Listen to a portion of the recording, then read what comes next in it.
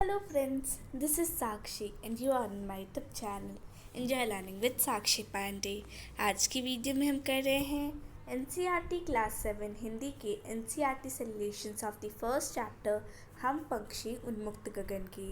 पिछले वीडियो में हमने इसका NCERT एक्सप्लेनेशन देखा था और आज की वीडियो में हम क्वेश्चन आंसर्स करने वाले हैं। तो शुरुआत करते हैं फर्स्ट क्वेश्चन से।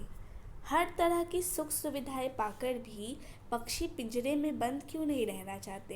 यानी जब पोयम पढ़ा था तो हमने देखा था कि कितनी सारी सुख सुविधाएं मिल रही हैं, सोने की कटोरी में पकवान मिल रहे हैं, इतना उनको अच्छी अच्छी चीज़ें दी जा रही है, पर इतनी सारी सुख सुविधाएं होने के बावजूद भी वो पिंजरे में बंद क्यों नहीं रहना चाहती, वो हमें बताना है। उत्तर देखते हैं। पक्षी के पास पिंजरे के अंदर वे सारी सुख सुविधाएं हैं जो एक सुखी जीवन जीने के लिए आवश्यक होती हैं, लेकिन वह परतंत्र है, यानी वो स्वतंत्र नहीं है। स्वतंत्र का मतलब, स्वतंत्र में एक वर्ड आता है स्व और परतंत्र में आता है पर। तो स्व और पर जो है वो एक दूसरे के अपोजिट हैं। स्व का मतलब खुद और पर मतलब दूसरों पे। तो जब हम स्वतंत्र हैं तो हम इंडिपेंडेंट हैं, हम जो चाहे कर सकते हैं। पर जब हम परतंत्र हैं यानी हम किसी के अधीन हैं, उसके मर्जी के बिना हम कुछ नहीं कर सकते। तो वही हालत पक्षियों की भी है, वो परतंत्र हैं। हर तरह की सुख सुविधाएं पाकर भी पक्षी पिंजरे में बंद नहीं रहना चाहते, क्योंकि उन्हें बंधन नहीं अपितु स्वतंत्रता पसंद है। वो पिंजरे में इसलिए बंद नहीं रहना चाहते क्योंकि उन्हें बंधन में नहीं रहना, उन्हें इंडिपेंडेंट रहना है। वे खुले आकाश में ऊंची उड़ान भरना चाहते हैं, नदी झरनों का बहता जल पीना चाहते हैं, कड़वी निबोरिया यानी कड़वे जो नीम के फल होते हैं उन्हें खाना चाहते हैं। कवि ने पक्षी के माध्यम से बंधन मुक्त जीवन की कल्पना की है। अर्थात चैप्टर में तो बताया गया है पक्षी के बारे में, पर पक्षी को लेके ही उसी के माध्यम से उन्होंने इंडिपेंडेंट लाइफ का वर्णन और कल्पना किया है। नेक्स्ट क्वेश्चन देखते हैं। पक्षी उन्मुक्त रहकर अपनी कौन कौन सी इच्छाएं पूरी करना चाहते हैं। यानी पक्षी जो हैं आज़ाद होना चाहते हैं, तो आज़ाद रह के कौन कौन सी अपनी इच्छाएं हैं जो पूरी करना चाहते हैं। तो पक्षी उन्मुक्त होकर नीम के पेड़ से कड़वी निबोरिया खाना चाहते हैं, खुले और विस्तृत आकाश में उड़ना चाहते हैं, नदियों झरनों का बहता हुआ शीतल जल पीना चाहते हैं, पेड़ की सबसे ऊंची टहनी पर झूलना और क्षितिज से मिलन करने की होड़ करते हुए अन्य पक्षियों के साथ उड़ान भरना इत्यादि इच्छाओं को पूरा करना चाहते हैं। अगला प्रश्न, भाव स्पष्ट कीजिए। यानी हमें एक पंक्ति दी है, हमें बताना है कि उससे किस भाव को दर्शाया जा रहा है। या तो क्षितिज मिलन बन जाता या तंती सांसों की डोरी। प्रस्तुत पंक्ति का भाव यह है कि पक्षी क्षितिज के अंत तक जाने की चाह रखते हैं, जो कि मुमकिन नहीं है, परंतु फिर भी क्षितिज को पाने के लिए पक्षी किसी भी स्थिति का सामना करने के लिए तैयार है। यहाँ तक कि वे इसके लिए अपने प्राणों को भी न्यौछावर कर सकते हैं। अर्थात स्वतंत्रता की कीमत उसके प्राणों से बढ़कर है।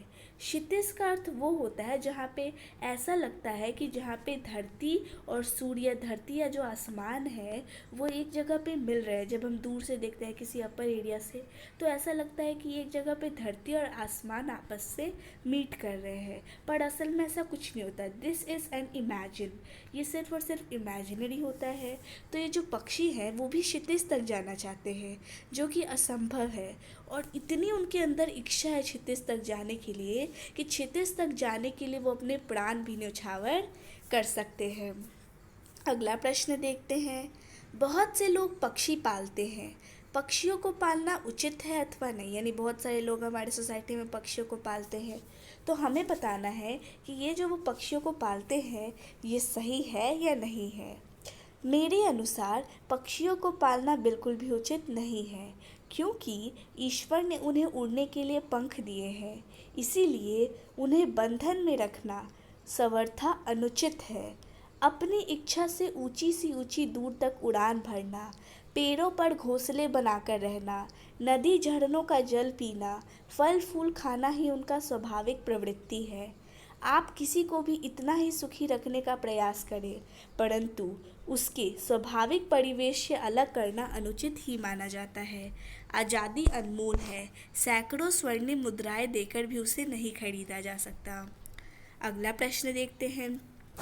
क्या आपने या आपकी जानकारी में किसी ने कभी कोई पक्षी पाला है? उसकी देख रेख किस प्रकार की जाती होगी, ये आपको लिखना है। तो मैं आपको जो बोल रही हूँ वो एक आइडिया होगा, उससे लेके आप किसी और का लिख सकते हो। एक बार एक घायल कबूतर हमारे घर आ गया, जिसकी हमने देखभाल की और उसके ठीक होने के बाद वह हमारे साथ ही रहने लगा। सब घर वालों के लिए वह कौतूहल का विषय था, यानी शोर करने वाला। हम सब घर वाले एक नन्हे बच्चे की तरह उसका देखभाल करते थे। उसे रोज नहलाया जाता, उसके खाने पीने का बराबर ख्याल रखा जाता, लेकिन हमने उसे पिंजरे में नहीं रखा, बल्कि वह अपने इच्छा अनुसार पूरे घर में उड़ता फिरता था। इस प्रकार से हम अपने पक्षी का पूरा ख्याल रखते थे, यानी पक्षी भी वो उन्हें एंटरटेन कर रहा था और साथ ही साथ वो भी खुश थे और पक्षी भी खुश था। ऐसा नहीं कि पिंजरे में बंद करके रखा। अगला देखते हैं। पक्षियों को पिंजरे में बंद करने से केवल उनकी आज़ादी का हनन नहीं होता, अपितु पर्यावरण भी प्रभावित होता है। इस विषय पर 10 पंक्तियों में अपने विचार लिखिए।